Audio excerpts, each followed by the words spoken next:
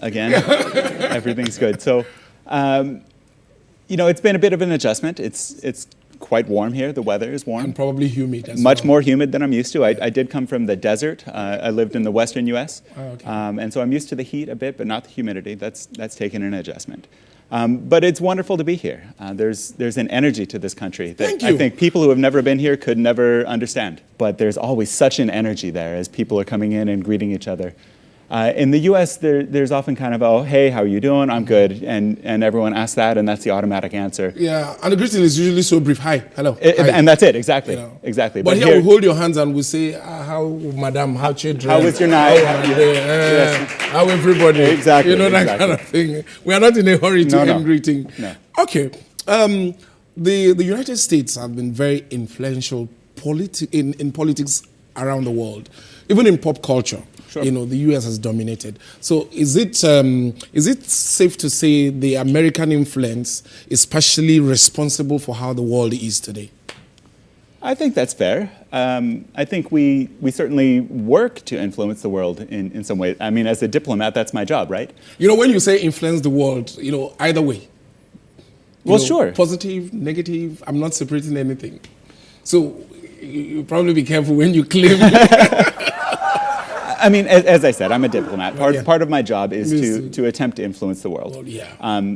Kind of one of our overall goals at the U.S. mission in Nigeria, both our embassy in Abuja as well as the consulate here in Lagos, is to increase both Nigerian prosperity and American prosperity by our cooperation, right? Fine, that will lead me to my next question, but we'll take a break. When we come back, I'll go straight into that. Okay. Don't go anywhere. Keep watching. We're coming back.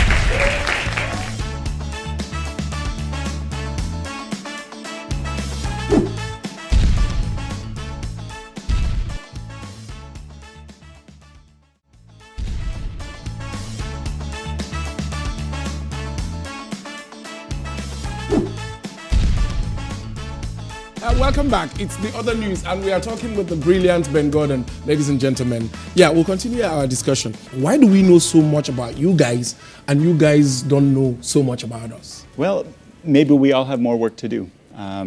We do a lot of work toward that end, actually, at the U.S. Consulate. Yeah. We have a whole cultural affairs office that's responsible for bringing American culture here and Nigerian culture to America so that we can have exchanges. Or bringing some Americans here for re-education. Absolutely. the Fulbright system. Yeah. We bring college professors from Nigeria to spend a year in the United States teaching. We believe that it's very important, and it adds to our educational experience at the universities in the United States. It adds to our nation to have the multiple voices that I was talking about. Yeah, now talking about helping Americans understand the world a little bit more, one will think that a valuable tool will be your entertainment industry. Why can't we have the big studios come here and collaborate with us? What's preventing that? Yeah, exactly. That's what I'm. That's my point. What is preventing that? I should be asking you. Okay, so the government doesn't own, the U.S. government doesn't own the big studios, right? Yeah, we know that. We certainly But they can encourage them. We view one of our roles as it's important for us to create an environment where business can do business, right? Where Nigerian businesses can interact with U.S. businesses and can make it happen. And we leave it to the free market. We think it's important and we enjoy the interchange. I mean, I hate to bring it back to this. I do want to talk about Black Panther for a minute. Yeah. Oh no, it's beautiful. We love Black Panther.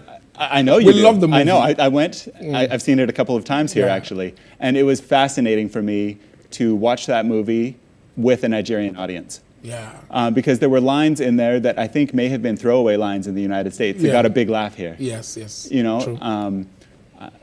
I guess this is maybe going back to some Americans not knowing as much about the rest of the world. I mean, one of the opening scenes is set in Sambisa Forest, right? Yeah. I'll bet many Americans don't know where that is. Yeah, that got a big reaction here. Now, seeing how much we love America, what can an average person on the street in Nigeria say we're benefiting from our relationship with the U.S.? Well, we do a lot of things. As I said, our goal is to increase all of our prosperity, all of our lives through cooperation. We have a lot of programs that are doing some really cool things in Nigeria. We have our PEPFAR program, which provides antiretroviral treatments to literally millions of people in Nigeria who are diagnosed with HIV, helps them avoid that progressing into AIDS. I myself work with a program called the Carrington Youth Fellowship Initiative that was named after Ambassador Walter Carrington, who was the U.S. ambassador to Nigeria, spearheaded by he and his wife, Dr. Aresa Carrington. And we select Nigerian youth leaders each year for this fellowship. They're supported by a grant from our public affairs section.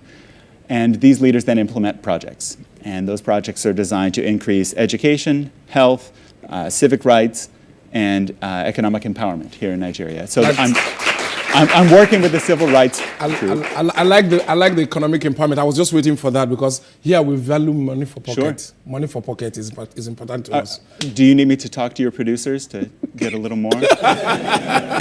I'd like to help out where I can. Yeah, I know you've been around a little. I had a little bit whispered to me that you were in some state in the southeast during their elections. What was the experience like? Oh, that was wonderful. I got to go to Anambra State. Yes. It was very fun for me to go out. While there, did you try any of the local delicacies like ofaku?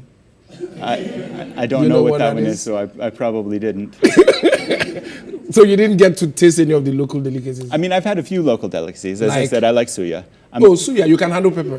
Right. Well, maybe not compared to many Nigerians. So I come from the southwest U.S. Yeah, okay. There's a lot of what I thought was spicy food that's popular there and that I enjoy. But I have to say, Nigeria, the spice goes to a whole new level. Yeah. I see you're having so much fun. I am. I'm really enjoying it. Okay. One of the things that we've been working on, actually, I work in the American Citizen Services Unit at the Consulate. Good. And so we provide a variety of consular services to Americans. We renew passports, things like that. One thing we were recently working on is voter registration.